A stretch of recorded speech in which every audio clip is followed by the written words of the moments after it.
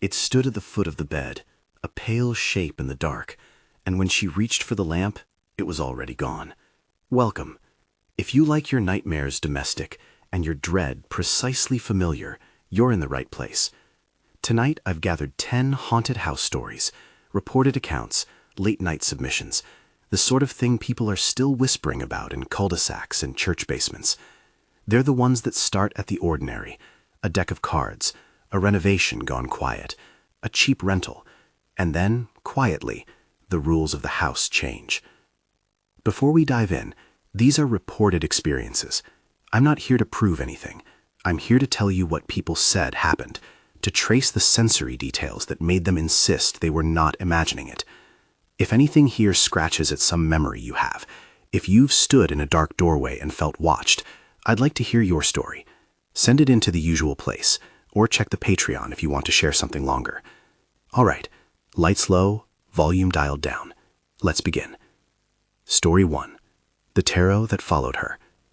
They said it started small, a hobby, a comfort, something that fit into late-night coffee and the kind of conversation that travels to strange places. The friend who sent this in, she lives on the edge of a suburban sprawl, works afternoons at a plant nursery, keeps her hair clipped short, and her living room full of succulents. She liked cards. Not collectible baseball cards, not even playing cards, tarot. She told the narrator she liked the artwork, the ritual of shuffling, the pleasant ambiguity of it.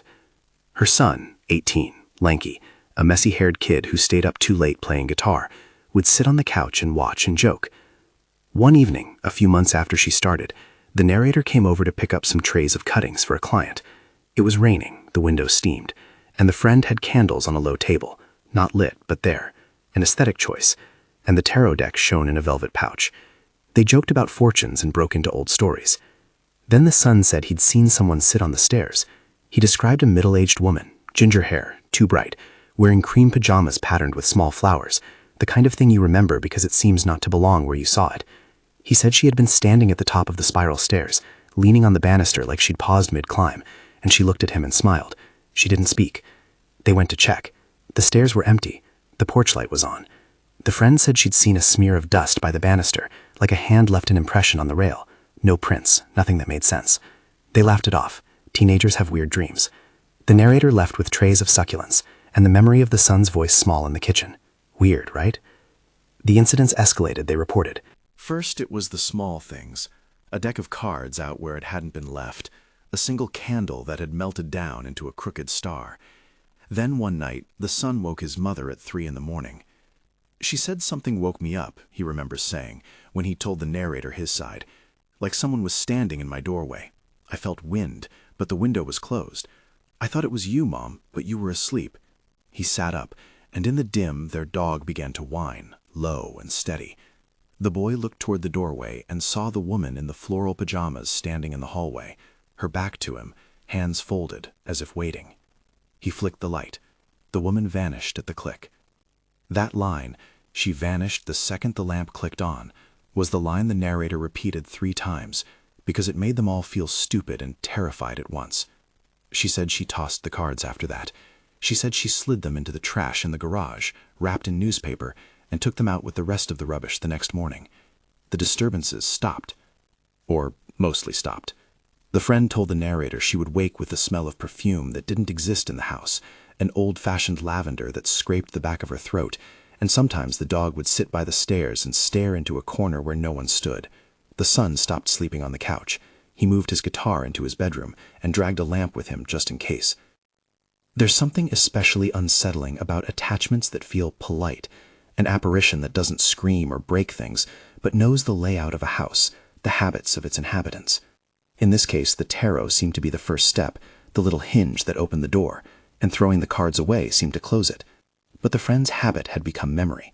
Late at night, she'd touch the corner of the yard with the edge of her hand and shiver because she'd seen a sleeve of cream fabric there once, and because reordering what is familiar doesn't always unmake what has attached itself to your life. I asked whether anyone else had been involved, neighbors, older relatives. They said no, nothing like that. The simplest line of the whole thing was the most chilling. "I don't think it followed me," the friend said. "I think I invited it, and I didn't know how to uninvite it." Small rituals, in some stories, are gateways. Here it was a deck and a quiet obsession. Here it was a boy who saw a figure who smelled like old lavender. It's tempting to look for a clean moral. Don't play with the unknown. Don't give attention to things. But what stuck with me was the ordinary human detail. A woman who works at a nursery. A son who picks guitar strings at midnight. Succulents in small pots on the sill. It makes the terror domestic, which is always worse. Short pause in the pattern. What happens when an object becomes an anchor? When something that lives in a drawer or on a shelf changes the atmosphere of a household? Hold that thought. Story 2. The Empty Renovation House. They gutted it down to the studs. That was the plan. Buy cheap, fix it up, flip, or move in, depending on how the market looked. The couple, she's a graphic designer who works from home, he does contract HVAC, found a farmhouse out on the edge of a county road, the kind of place where 2 houses sits on a map and then a dozen empty lots. It was the kind of building with good bones and bad wiring. They liked the exposed beams, the way the sunlight came in through the kitchen window in the late afternoon. There were no furnishings when they moved their tools in. Paint cans, scaffolding, a big box fan. A few nights, a radio low on a crate. Mostly emptiness. When you strip a house bare, you begin to hear what the building itself has to say. The floors creaked different notes. The wind passed through attic holes like a distant train. They said the first odd thing happened on a Friday night, when they'd left for dinner and returned to a house with all the main lights off but the porch light on. They let themselves in, she still remembers the smell of dust and old plaster, and as they turned to climb the stairs, something collided with the bedroom door, a controlled thud like someone closing it hard. They thought it was the cat, which they didn't have. They opened the door, there was no one inside. They started to hear noises that couldn't be pinned down, soft bangs from the closet, like someone moving boxes, a panicked clatter of metal on metal that stopped as soon as they looked. Once, while they were sanding a stair, they heard the unmistakable sound of a hammer hitting a board, sharp, measured, coming from the closet upstairs. Both of them froze. He went up to check. The closet door was closed. The hand tools they'd left on the bench were where they'd been. They took to leaving the radio on in an empty room overnight, a low hum to keep the house's voice company. The sounds kept coming. Toward week 3, he reported, a bowl of screws slid off the workbench and hit the floor in a precise line, as if placed there by careful fingers. Another time they woke to the sound of something heavy being dragged across the hall, brass contact scraping wood. They went to the hallway and found the fan knocked over, unplugged. They did not own a pet that could have knocked it, and neighbor cameras on several houses showed nothing. The couple tried to be practical. He suspected a draft. She suspected mice. They started to tape the loose doors and keep security cameras on triple watch. The cameras recorded movement, distortion, a smear of something half seen, but sunlight through blown dust can look like a figure if you wanted to. The more they fixed and cleaned, the more persistent the noises became, as if their attempts to restore order only aggravated whatever was already present. It was like the house didn't want us emptying it, she said, like moving out the furniture was moving out its memories. One night, she told the narrator, she was alone, sitting cross-legged on a concrete floor in the dark, sketching drywall plans on a notepad. He was out getting screws. There was a lull. The house hummed. Then something in the closet began to sound like someone was walking in a rhythm. Soft heel to toe, right, left. She froze. She told herself it was an old beam settling. The steps grew louder, more pronounced, and then stopped at the closet door. She whispered, "Who's there?" And there was no answer. She opened the closet, and nothing was inside. She closed it and slumped against the wall. She was shaking so hard she could barely write. At its peak, the escalation wasn't physical so much as confrontational. They tried talking to it. He laughed, then stopped being able to. They pleaded. They said please out loud. Please, if anyone is here, stop. Because they were exhausted and spooked and didn't know what else to do. The house answered with silence, or with noises that suggested people moving but left no trace. It had a way of acting attentive without ever revealing itself. It knew when they were listening. The procurement of help, friends to stay a night, an inspector didn't help. An inspector checked the wiring and the foundation and said the house was older but structurally sound. Friends heard things too, they said. Footsteps on voided stairs, the smell of old smoke in a room that had never been smoked in. People come to your house, they learned, and sometimes they leave bits of themselves behind in the way you wash your hands differently at night. After 3 weeks, the couple began losing items in small private ways. A wrench after they'd just used it, keys that reappeared on a shelf where they'd already looked, a rolled-up tape measure that uncoiled by itself to the exact length of a doorway and lay there like a tidy secret. They decided to stop the reno. They packed up and left. They listed the house back on the market. "Were you relieved to leave?" the narrator asked. They said yes, but also guilty. Guilty that they left a house unfinished and a question behind. The recordings remained on their phone for a while. She would play the audio sometimes at 3 in the morning and listen for the particular cadence of the closet footsteps, the way the sound seemed to come from a place that existed between 2 walls. The house sold eventually to someone who paid cash and never called to complain. Sometimes a sale is the final act. Sometimes it is just the next chapter. When a home is emptied of its furniture but not its fusses, its arguments, its slammed doors, the small griefs of previous people, the emptiness can feel like a stage waiting for new actors. In their case, the house sounded alive in a way that didn't want them there, like it kept its own schedule. You can imagine being the person in that dark, in a house where your own footsteps get translated into someone else's tapping. Would you stay? Would you try to finish what you started? Or would you fold the tarp, lock the shed, and drive away and not look back? If the tarot deck was an invitation, the renovation was a disturbance. Both stories center on the same thing. Human effort meets something between the walls. Sometimes that's enough. If this is the kind of thing that makes you sit up tonight, I hope you'll send your own account. If you have a story with measurements, dates, details, especially the small domestic specifics, send it in. There's a certain truth in what people notice and name, the smell of old perfume, the clink of metal, the particular way your dog will stare. Okay, enough intermission. No more plugs until the end. Let's keep walking into these houses. Story 3. The House with the Red Smears, Montgomery, Texas. This one came from a family in Montgomery, Texas, reported as true by the office of the narrator's friend who passed it along. They rented a cheap house on the edge of town after being unable to find anything affordable closer in. The house was serviceable. 2 bedrooms, thin carpeting, French doors that led out to a small yard. It was painted a color that tried to be beige and failed.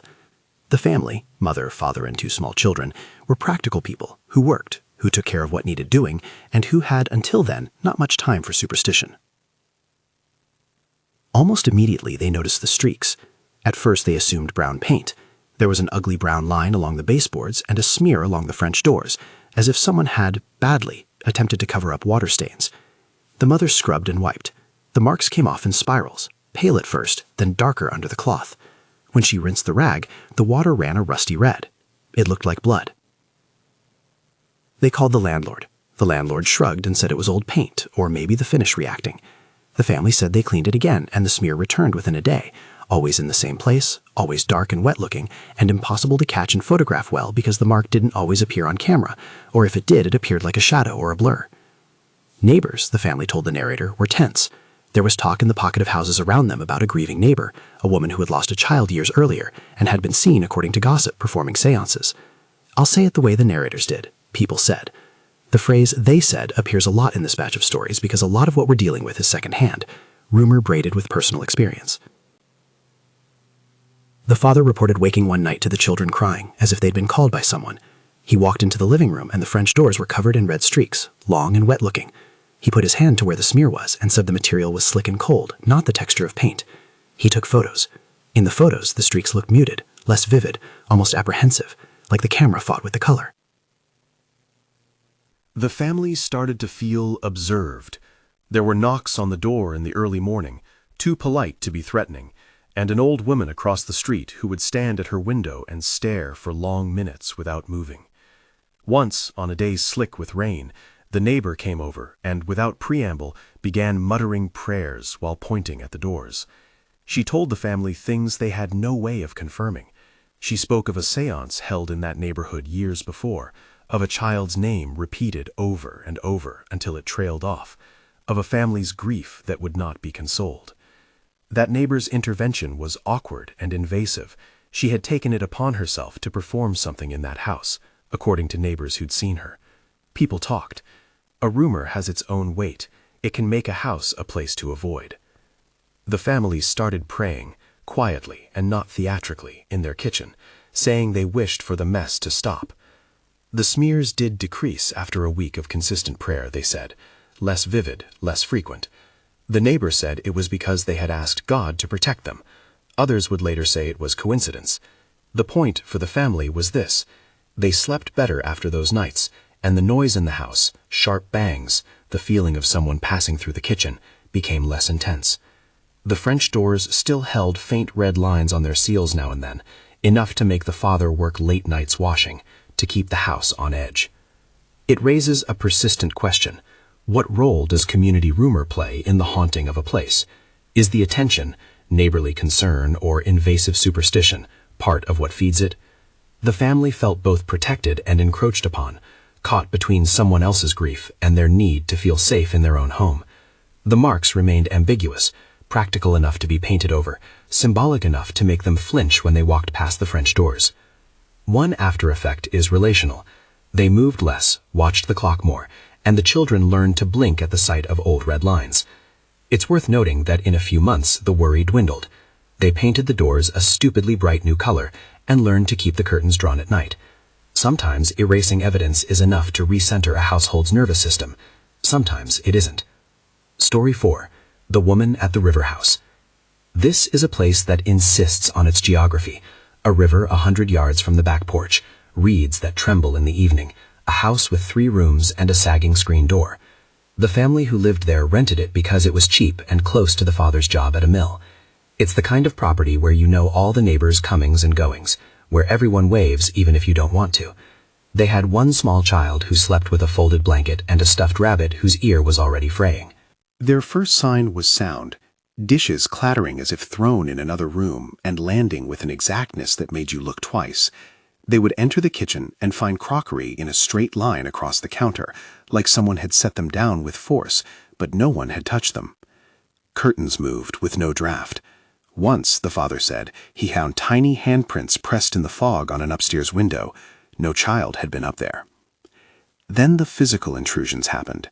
The mother reports seeing what she described as a hairy arm outside the kitchen window, large and dark and ragged, as if something had been trying to reach in through the cracked pane. She called out to her husband. By the time he came, the arm was gone. Whatever it had been left muddy prints on the sill, a smear of something dark like soil mixed with oil. And afterwards the dog refused to walk on the back porch. Tension built, threaded with another layer when a woman in white appeared.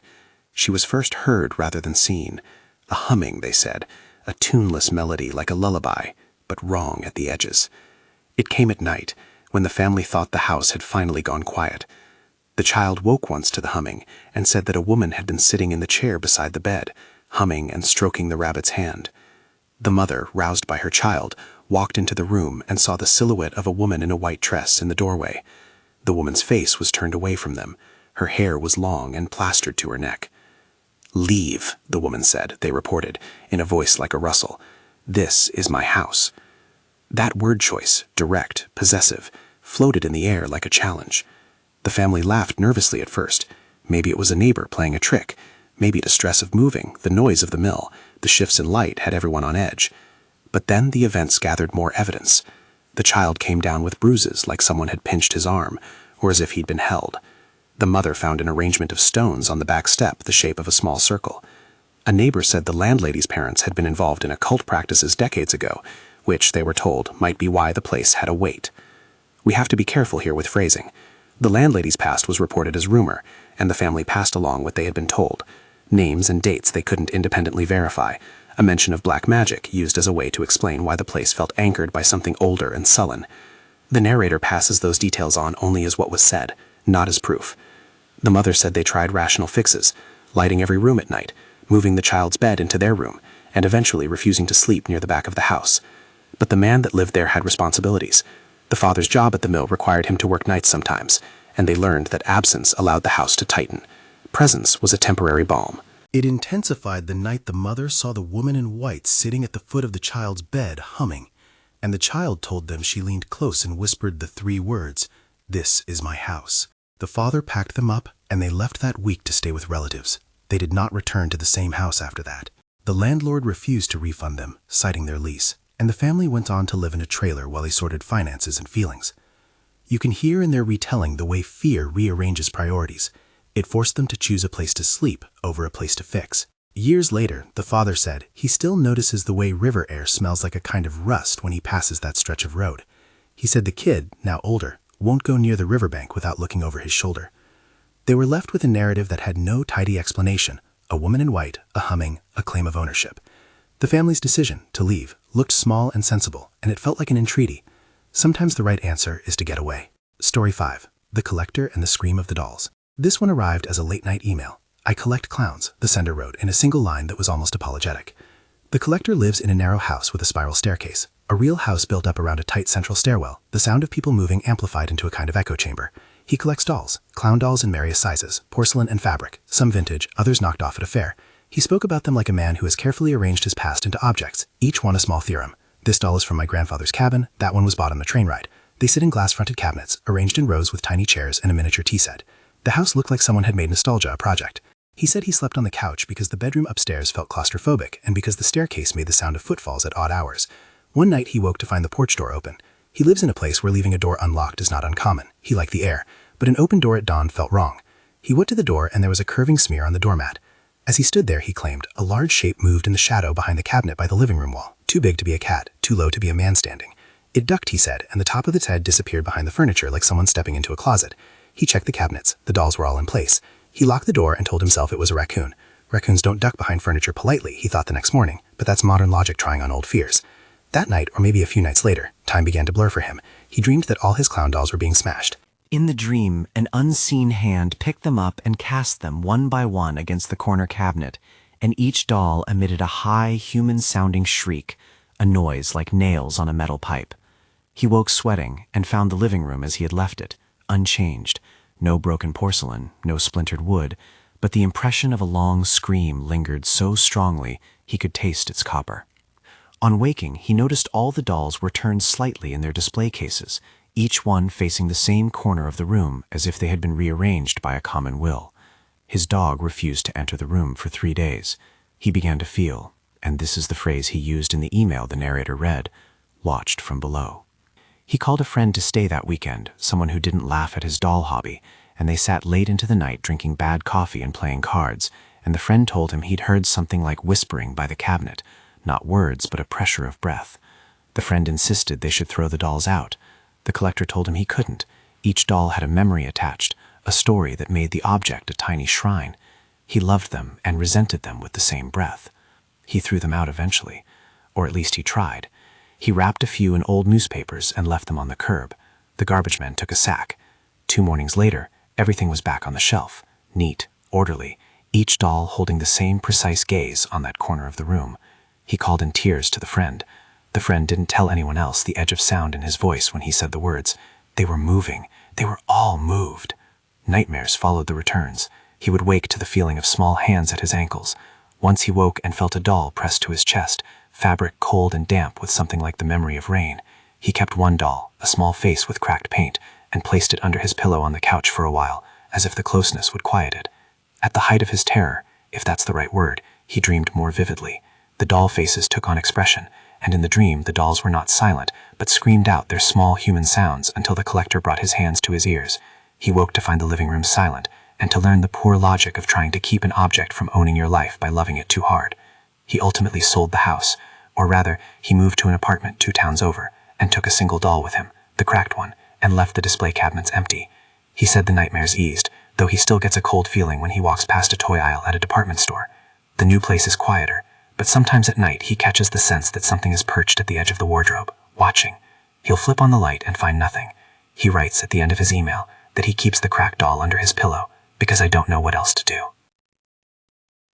That sentence is complicated with grief and a human tendency to hold on to objects for the way they orient memory. There's a terror in that particular possession, the idea that what you keep to remember binds you to a thing that remembers back. We've built up a pattern through these first 5 stories. Small things, cards, emptiness, paint, a hummed lullaby, a line of porcelain, becoming the axis on which a home turns from shelter into stage. Each of these accounts can be read as a lesson in attention. What we notice and what we ignore changes the house's relationship to us. But does attention create reality, or does it simply reveal an already present seam? We're only halfway through the list, and the tone will shift. The next stories pick up on something more aggressive, more physically manifest, sulfur smells, objects hurled, phones that don't merely fall but fly. I want to bring you into that next set, but first, a question for you, sitting where you are. If your home started acting in ways that suggested someone else's memory lived there, what would you do? Seal the doors, light a candle, call a pastor, sell the house? Or would you sit with it and try to learn its story? Story 6. The VBO that followed them home. This came from 3 co-workers who rented together for a weekend, Ethan, Mark, and a woman named Laura, something about team bonding on a project away from the city. It was a 3-level vacation rental, part old house, part bed and breakfast aesthetic, with low ceilings and a narrow hallway. They booked it because it was cheap and close to an event site. None of them were inclined to believe in anything that needed supernatural explanation. Mark sent his tell-it-like-it-is account in a voice that read as exhausted but not credulous. Night 1 was typical. They drank cheap beer, they told stories, and then around midnight, things began to shift. Ethan reported a sensation of weight on the bed, a pressure like a heavy blanket thrown across your chest while he lay awake staring at the ceiling.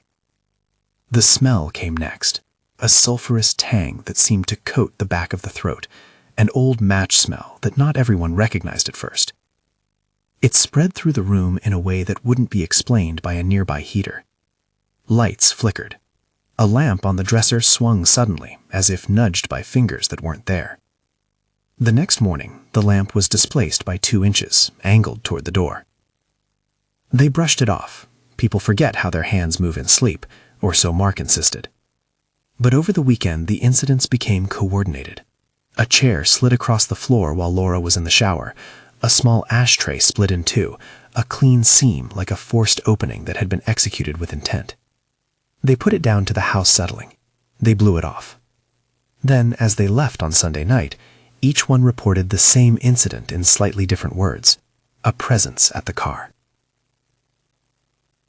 Ethan said he felt watched while driving home. When he stopped at a light, he caught what he thought was a figure in his rear view, an outline at the edge. Mark reported a blanket in his apartment dragged from the end of his bed to his feet, as if someone had been sitting there and then vanished. Laura woke to the sulfur smell in her own apartment, not in the rental, and to the sensation of being observed while she brewed coffee at 8 in the morning. None of them slept well for weeks. They began to fear that something had attached itself to them, that the rental's atmosphere, scent, weight, action had followed. It's a common narratorial leap in these stories. If you spend enough time in a house, it can spend enough time in you. They considered that the rental was a kind of vector, a bauble that could carry an effect from one set of people to another. Mark called it catching the house. Ethan called it bringing a bad smell home. Laura called it the thing that won't leave. They tried rational measures. Burning sage is mentioned in their account, but only as something one of their co-workers suggested. It was not described in terms of what to do, only as an attempt someone made to feel like they acted. After that, one of them reported that the intensity lessened, though none of them said the phenomena stopped entirely. The sulfur smell returned sometimes in half-hearted ways, on a subway platform, in a bus bathroom, and always made them look around as if the rental had left a scent mark on their lives. I pressed on whether any one of them felt singled out. They laughed helplessly and said yes. Someone always seemed to get the weight on their chest more than others. Mark, who has a dry, clipped way of speaking, said, "It's like the house took a favorite, like it liked me better." He was joking, but you could hear it was a thin joke, the kind made to hide a memory of being watched. This idea of transfer, of the haunted becoming a kind of contagious furniture, works its way into a lot of the submissions I get. You can almost chart the fear as if it were a physical thing that can be carried, soot on a sleeve, a smudge on a curtain. The question is eerie and also practical. Can proximity be an invitation? And what do you do when your day-to-day life begins to mirror what you experienced in a place you only intended to occupy for a weekend? We'll pause here. The next stories take us deeper into frustration. Phones that fly, chandeliers that drop, a chandelier that chooses its victims by knowing where you stand. I want to make sure you're steady, because the next moves involve things that land with force, not just with the sense of being watched. There's one more story I'll take us into before we stop for tonight, and it's a heavy one. Story 7. He said his phone flew. I first heard this as a quiet aside from someone who grew up near cemeteries, which I'll admit frames the story immediately in certain ways. The man who sent this, call him the neighbor of many graves, grew up in a house that sat within walking distance of several small family plots in a churchyard. He said that as a kid he learned to walk carefully in that neighborhood, the way you learn to obey invisible rules that adults never spell out. That background is a color in the story, not a cause. One day, he told the narrator, my phone flew. It's the kind of sentence that demands explanation. What he described was precise. He was asleep on his back. The phone, which he had left on the nightstand face down, slid off the edge and then launched in a clean arc across the room, hitting the opposite wall and skidding to a stop on the floor. It did not fall, it flew.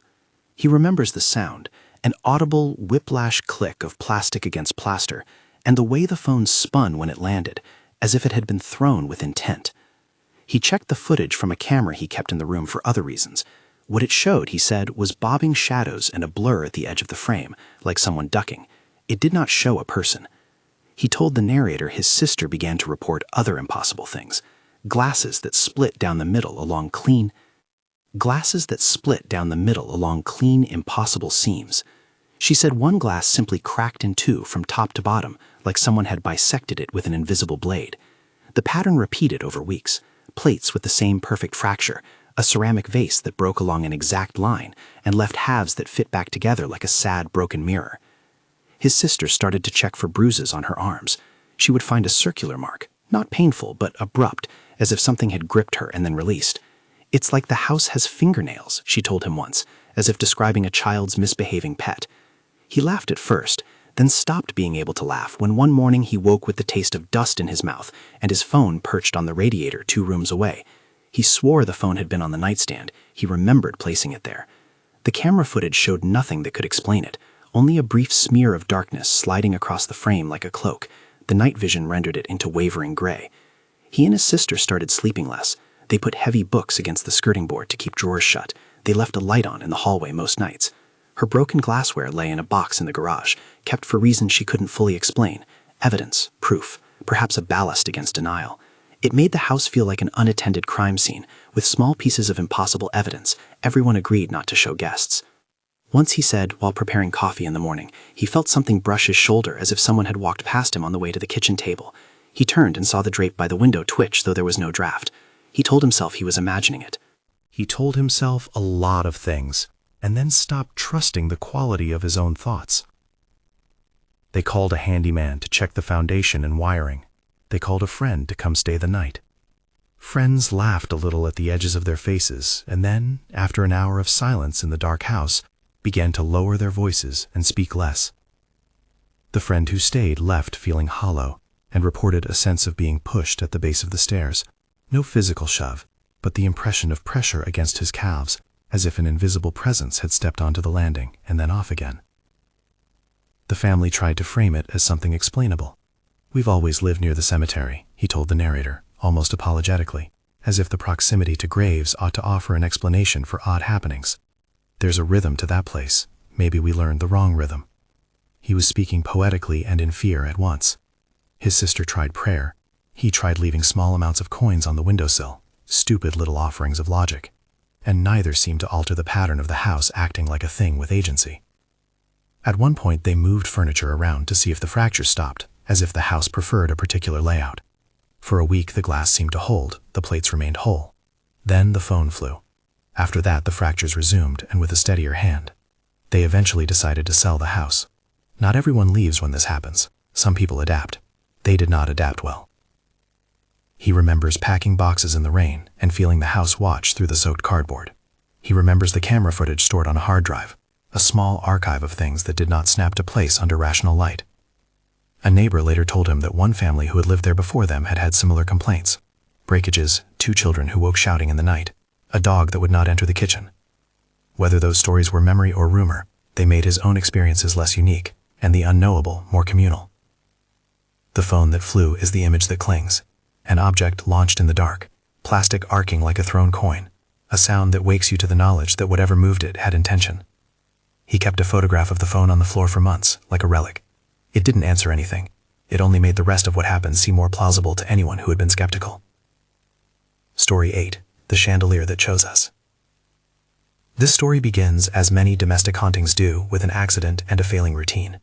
The family lived in a ranch-style house with a long central hallway and a chandelier over the dining table. A modest thing, glass prisms, several bulbs, the kind you only notice when the light goes out. The father worked as a landscaper and had been the sort to keep the weeds down and the porch swept. He also, the narrator makes sure to note, had been the one responsible for a household ritual. Every Saturday at dusk, he would walk the rooms with a sprig of sage and speak, softly, to any corners that felt wrong. The family had never called it a ritual.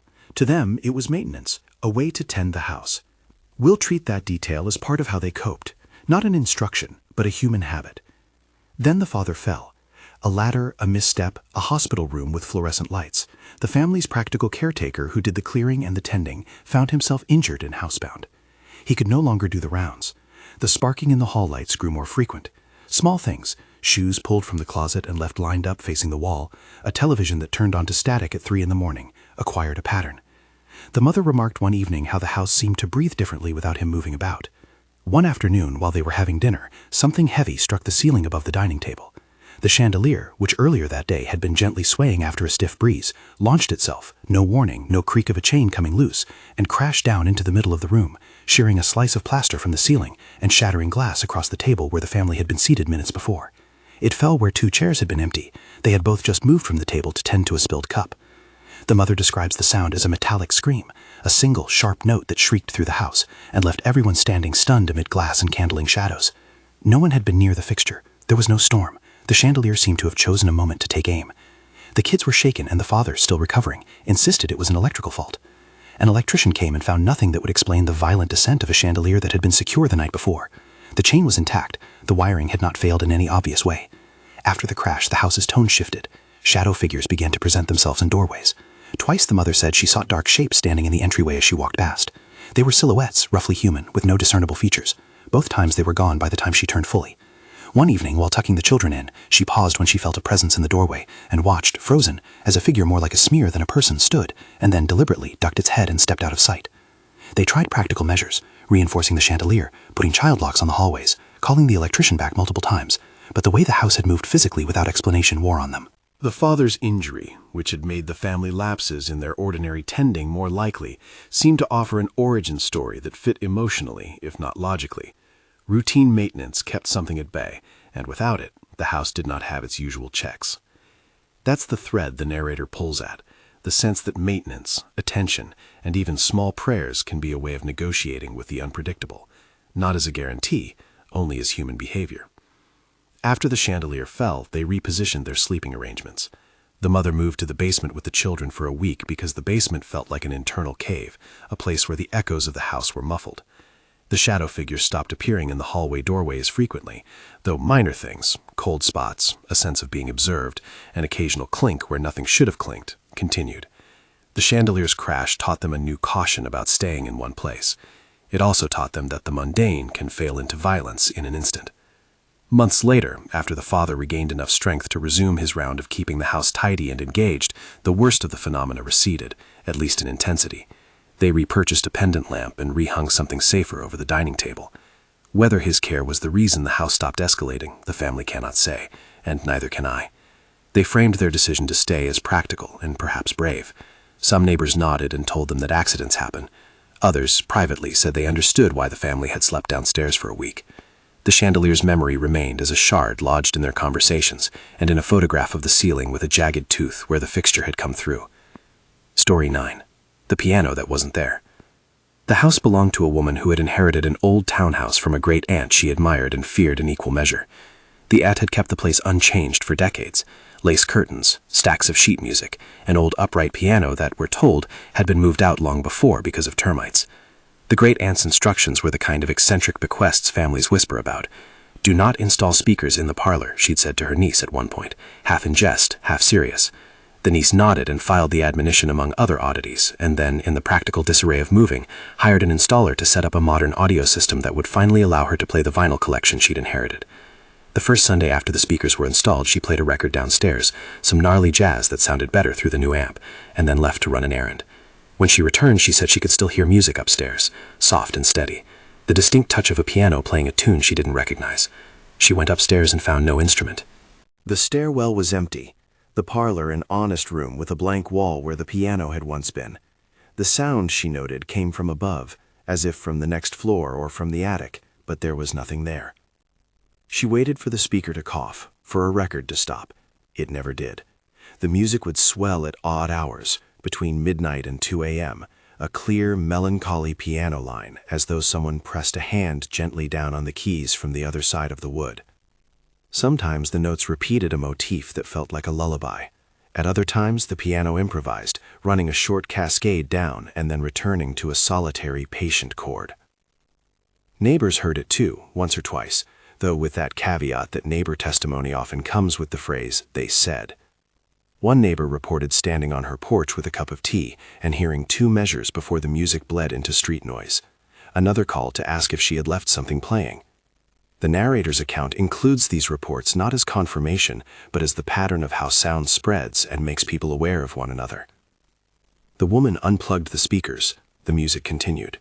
She unplugged the amp at the wall for a day, and still, thin as breath, the piano notes threaded the house like an older family's habit of practicing at the same hour. She placed a small recorder in the parlor to see if the sound registered. The recording picked up nothing but a faint rustle of the heater. When she listened on headphones at full volume, there was a hollow where the piano should have been. It was one of those moments when human senses and machines read a place in different ways. She had the house checked for trapped wind in the walls, for pipes that could sing under pressure, for rodents who could gnaw at beams and produce noises that resemble music to a mind primed for it. The technician shrugged. "Old houses make music," he said, at least offering a metaphor, if not a cause. She laughed, then cried in the privacy of the laundry room because the sound of piano had an intimacy to it that called for response more than explanation. One night she left a note on the stair landing. "If you play, please be gentle." It was a half joke, the kind you make when your calm is thinning to keep yourself from asking for someone else's help. She told a friend, and that friend sat up with her that night, cups of coffee getting cold on the table, and together they listened as the piano played a small, steady piece that built and then stopped as if someone had simply set their hands down. She ended up sleeping at a hotel a few nights because the music woke the kind of memory that interrupted sleep. She sold the speakers and tried to leave the parlor silent. The piano returned regardless. Sometimes it felt consoling, like the great aunt's presence lingering in a form she had loved. Other times it felt invasive, a soundtrack playing over newly acquired solitude. Years later, when she sold the townhouse, the new owners left the speakers unplugged and the curtains drawn. At the final showing, the real estate agent said the house felt full to her, and the words clung in the woman's mouth as if that were a compliment and a warning. The new owners reported nothing the first winter. Later, one of them called the woman quietly and told her, "At dusk, I hear the piano. I don't want to play records and erase it." The woman decided, finally, that some inheritances are not possessions, but residencies. She kept a few of the aunt's sheet music and a photograph of the parlor, and sometimes, when the late evening grew thin and she brewed a pot of tea, she could swear she heard an echo of a melody braided with the hiss of the kettle. Whether the music was memory pressing itself across time or something else, it never gave an explanation. It only offered sound. Story 10. The House of Little Things. This is a cluster of shorter tales, small in scale, but large in that particular late-night way, the kind of incidents that add up and make you check your corners twice. They come from multiple senders and are woven together here because they share a theme, the household turned uncanny by a collection of tiny, unnerving details. One submission described a crouched, dark figure that vanished at the corner of the hallway. The narrator who saw it was a grandmother who lived alone and kept a habit of leaving the porch light on through the winter. She said she was walking back from the kitchen with a cup of chamomile when she spotted a dark, hunched silhouette at the far end of the hall, low to the ground, like someone crouched in silence. She froze and blinked, and when she looked again, the shape had evaporated. No footsteps, no whisper of movement. Later, she found the hallway rug shifted slightly, as if someone had knelt there for a long time. She told her daughter, and the daughter said it was stress. The grandmother said she'd felt curious more than afraid, as if someone had come to sit in the dark and leave. Another small account came from someone who reported knocking from the attic. The knocking started as a polite rhythm. 3 taps, a pause, 2 taps. Always at night, always at the attic hatch that was locked. The family would go up and listen and huddle with flashlights while a dog paced below. They reinforced the hatch with a padlock. The knocking continued. Eventually, someone suggested that the knocking only began after they left a stack of old family photographs in the attic, photos that included a face someone said looked unhappy. That kind of connection, object to noise to personal meaning, is the pattern we keep seeing, an item left in place and the house responding with sound or movement. The family never found the source. They slept with a radio in the attic for a while for comfort. One of the more quietly unnerving tales involved figurines that moved. A woman kept a small collection of nativity figures on a mantel. She would set them up in the same order every year and leave them be. One morning she woke to find that one of the shepherds had been repositioned, turned to face the wall. She asked her husband if he'd done it for a joke, and he swore he had not. Over a month, the figures were found in slightly different formations. The baby in the manger turned toward the stable door. A wise man shifted to one knee. The family began to speak of it at dinner, as if the figures were reading them. Is it mischievous children? House mice? Or something that sees in the dim and prefers a row of figures to gaze upon? A father wrote in after an odd night when he heard an unheard shout, a sound someone made at a volume that wasn't audible, but that registered in his bones. He said he was downstairs when his daughter came running out in tears, reporting that someone had called her name from upstairs, though the house had no visitors. He climbed the stairs and felt a pressure at the top, like someone standing very close. He found nothing. The girl later drew a picture of 2 dark, smiling figures standing in the doorway with their arms at their sides, faces like smudged charcoal. The father kept the drawing on the fridge like a talisman. And then there's the grandmother, another one, or perhaps the same, who reported seeing 2 dark, smiling figures walk out of her living room as if they were leaving at the end of a visit. She said they moved with a slow, too easy grace, and that when she tried to follow them with their eyes, they simply dissolved into the night air outside the window. That detail began as a tiny, private terror and grew into the family story she told neighborhood cooks when casserole recipes were handed over. Stories have a way of entering the public realm for practical reasons, to give others permission to speak of the weird.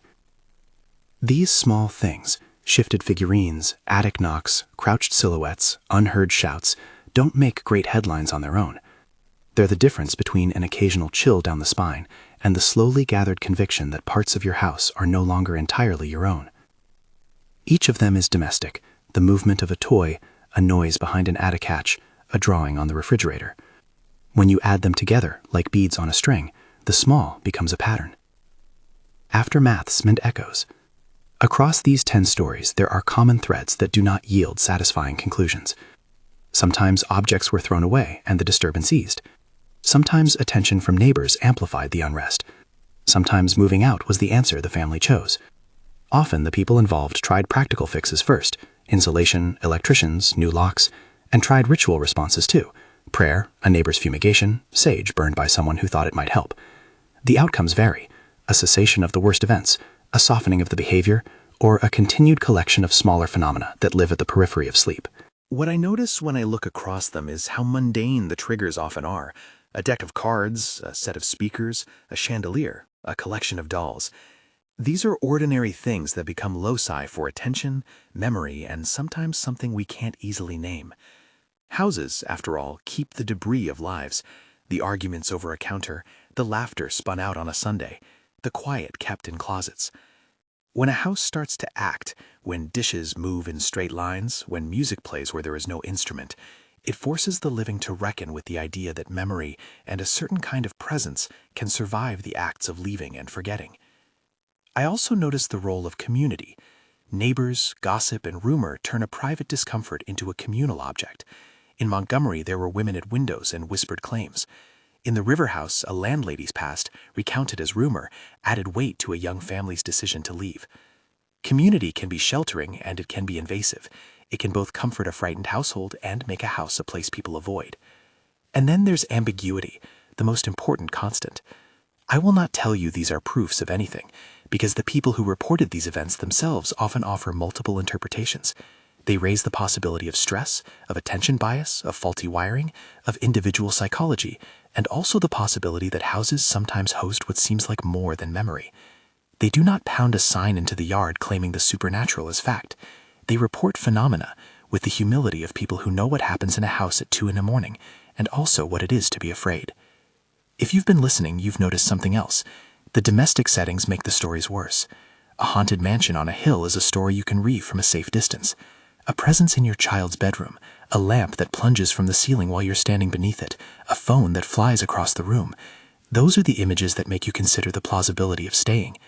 Each of the people who wrote in made a choice in the face of that fear, to stay and adapt, to leave and sever, to keep an object out of a way that felt like mercy.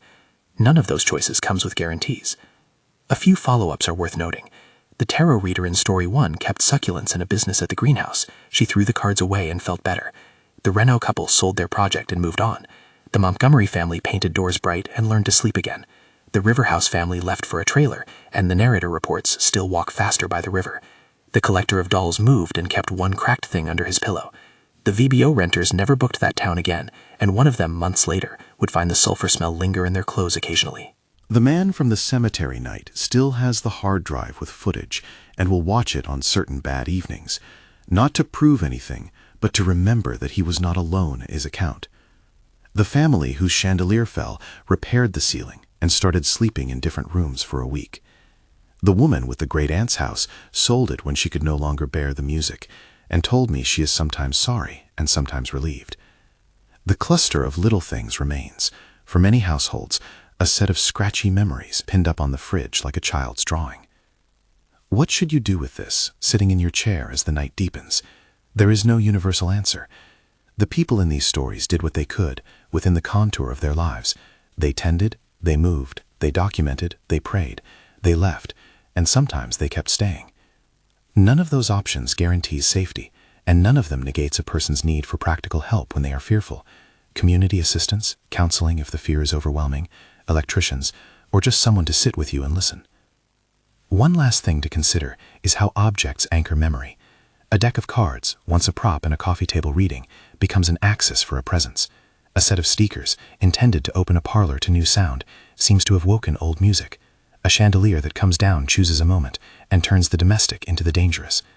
These stories remind us that the things we bring into our homes have lives we do not fully understand, whether that life is the history of prior people, a material memory of how something was used, or something else.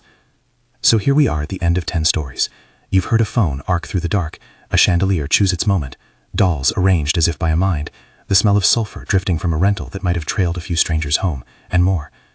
I'll leave you not with an answer, but with an observation. Houses hold a great deal more than roofs and walls.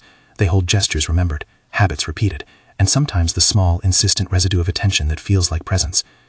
If you've got a haunted house story, a string of small things that amassed into something larger, an object that won't stay put, a sound that plays where no instrument exists, send it in. I read them. The listener submissions are how this series keeps finding the knotted places where ordinary life and terror collide. If you want to share a long version, there's a Patreon where bonus episodes live, and where I read longer letters, but the most important thing is the story itself. Sleep with the lamp on tonight if you must, and if you wake to the sound of piano in a house that has none, remember, sometimes the music is memory, sometimes it's something else, and sometimes it simply wants you to listen. Like, subscribe, and tell me what your house has kept for you. Good night. It stood at the foot of the bed one more time in my mind, the same pale shape, patient and polite, and when I reached for the lamp, it was already gone.